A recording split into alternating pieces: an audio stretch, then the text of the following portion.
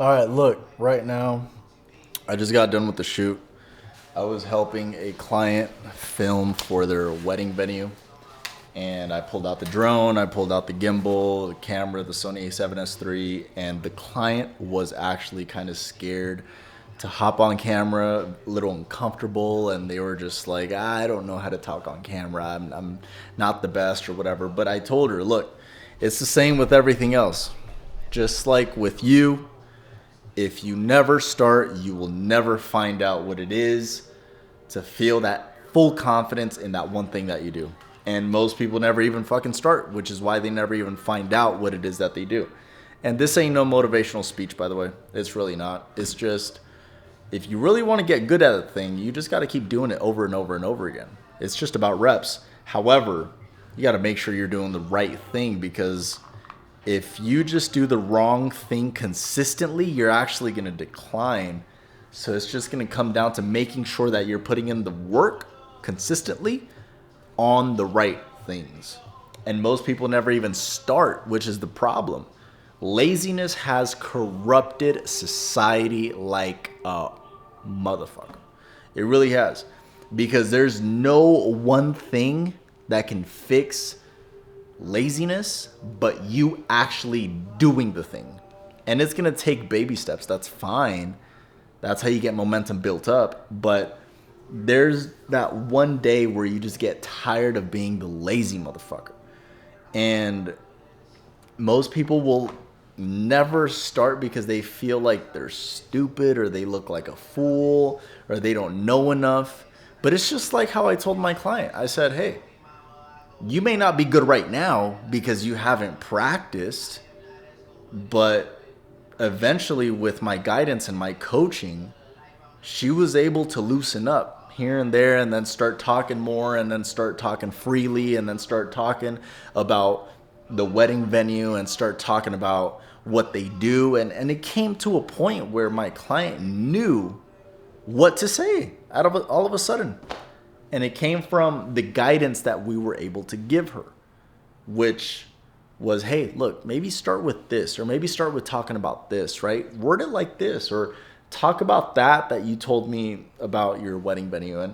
And that's where I start getting those ideas, because I've done it for so long already. I know how to talk on camera in a way where it's engaging for a presenter that doesn't know 100% of what he's talking about, but knows how to word it very well. And I don't know 100% of the wedding venue that is my client's. However, I can tell you this, that I do know how to word it. Because if you know how to word things really well, then you're probably pretty good at marketing. You're probably pretty good at maybe wording things, maybe it's copywriting, maybe it's titles, and you know how to word things to the point where it gets people's attention. But look, if you never even start with doing the thing, you're never going to find out if you're actually good at it or not. So the people that are scared of looking stupid, I probably look pretty silly right now with this vest on and like no shirt on under it, right? But I mean, it was just whatever I could grab to put on, because I didn't want to put it on a shirt. It's hot as fuck right now. I'm in St. George, Utah, and I honestly, it's so hot, you don't even want to wear a shirt, because I've been sweating all day with the work that I've been doing. And so I'm staying here at this Airbnb, and thankfully my client let me stay at this Airbnb because my client owns this Airbnb. But more importantly, it's just about making content everywhere you go, because if you just keep doing the thing, and my thing is making content like this, making video content for clients as well, and making sure that they look sharp on camera. My thing is, if you can't be willing to look like a fool in what you do and go through that learning curve, but more importantly, look like a fool around other people, then you're not going to make it. That's just plain, simple truth. But I believe that you will make it, because you are willing to look like a fool, and you are willing to go through that learning curve that most people aren't wanting to go through. Trust me, I don't even like going through any learning curves myself. But at the end of the day, it's so worth it. Because when you get to a point where you're not 100% there, but you're about, let's say, 30% there, and you're getting kind of good at the thing, right? That right there is where you start to take off little by little, little by little, little by little. And then once you start taking off, oh my gosh, you start seeing that momentum. You start seeing some results in what you're doing. You start getting good results for other people because you're helping them really well. That right there is where you begin to take off. Because if you're not willing to have a mindset of, you know what, all I got to do is put in the reps, and in order to put in enough reps, I got to be willing to look like a fool. And if you're not willing to look like a fool, you're just not going to make it because you're not going to put in enough reps. Okay, so for example, me, I'm willing to look like a fool on camera just like this, just because I know it's going to be another rep for me. I'm willing to speak on stage and look like a fool and try to say a joke that doesn't make people laugh because I'm willing to actually practice the thing by looking like a fool, because it's not going to work the first, second, third, or maybe fifth time that I try that joke on stage and it doesn't land with the audience. And then people are just like, yeah, nice try, Diddy. Like, you know what I mean? So at the end of the day, my point is, if you're here just for the quick buck, if you're here just to try to make the thing work, you know, the first time or the second time, and if it doesn't work, then you're just disappointed and you give up, it might not be for you, okay? It's really not going to be for you. At the end of the day, what you need is to put in as much reps as possible, because what that's going to do is start to prepare you for what most people aren't even prepared for, if we're being honest. Most people aren't prepared for this shit. They're really not. They're not prepared because they're not willing to hop on camera and look like a fool, like I've been saying this entire time. It's not about having the hacks. It's not about having the strategy. It's just about willing to actually put in the work that is necessary. And in this case, for me, it's just documenting everything. Now, my only challenge is the editing, because I really don't have enough time in the day to edit all client projects as well as mine and go get clients and film. And it's like, dude, it's a lot, bro. And on top of that, I help my brother with what he does for work. I work for him part-time, right? And so I help him with what I can. I go door to door to offices to try land clients for him, right? Which I thankfully already landed one. I think it was like a $2,000 client. And then I was filming for him a few days ago as well. So it's like, dude, I got all these things that I'm juggling at once. And at the end of the day, bro, like, I'm not even at 30K, bro. I'm not at 30K yet. And that's the goal. That's the milestone.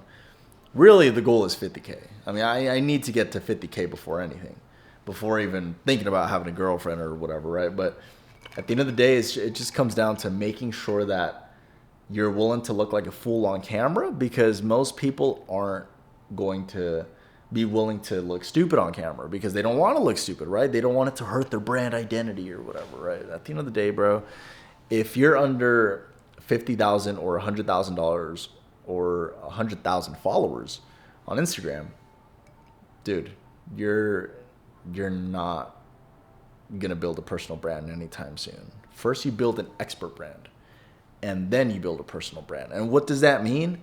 An expert brand versus a personal brand?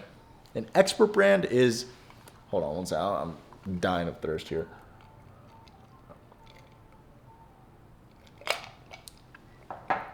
Expert brand is you adding value of some sort to an audience. They feel like they get some form of value from watching your video, whether it's education or maybe it's entertainment. That they feel like they get gold out of your videos that are free. And they're like, how is this free? Right? They're like, how is this free? I don't understand how this is free. Well, that's your expert brand. You are an expert in what it is that you talk about. In my case, I can call myself an expert in video content because it's what people actually pay me for. So highest I've charged at this point is $4,000 for one transaction, which is for 5 hours. And highest I've ever gotten paid is $5,000 from one client. And that was for 2 months of work. And that wasn't even video. That was just ads. So at this point, I can call myself an expert because I've done a few transactions where people are happy with my work and they've referred me people. And they've been happy with the projects that I deliver. So in this case, with video content, what I can say is that the way you want to start a video is by first calling out the thing that the person on the other side is struggling with. And you don't want to seem like a negative Nancy, but at the end of the day, you have to put some negativity in the hook, because negativity is going to relate more. A problem being called out that the person has is going to hit harder than if you were to say, hey, look, I'm going to show you how to do X, Y, and Z, and I'm going to show you how to grow a six-pack, right? And I'm going to, like, at the end of the day, if you call someone fat compared to tell someone that, hey, I can make you skinny, they're going to be more offended by you calling them fat than if you were to tell them I can make you skinny, okay? Because at the end of the day, negativity hits harder, right? So you don't want to call the audience fat, obviously, because you're going to offend them. You want to frame it in a way where it's someone else that is fat, not them, right? So if you say, look, most people are tired of being fat, rather than saying most people want to get skinny. That doesn't hit as hard as most people are tired of being fat. They're going to be like, yeah, I'm one of them. Right? So at the end of the day, if you call out the negativity or if you call out the problem that a person is having, that's going to hit a little bit harder to the gut, and they're more open to listening to what you have to say. Because if you're calling out a problem many times and they keep seeing you pop up and you keep calling out the problems that that audience has, they're just going to assume that you may have some form of solution if you keep talking about the problem that that audience has.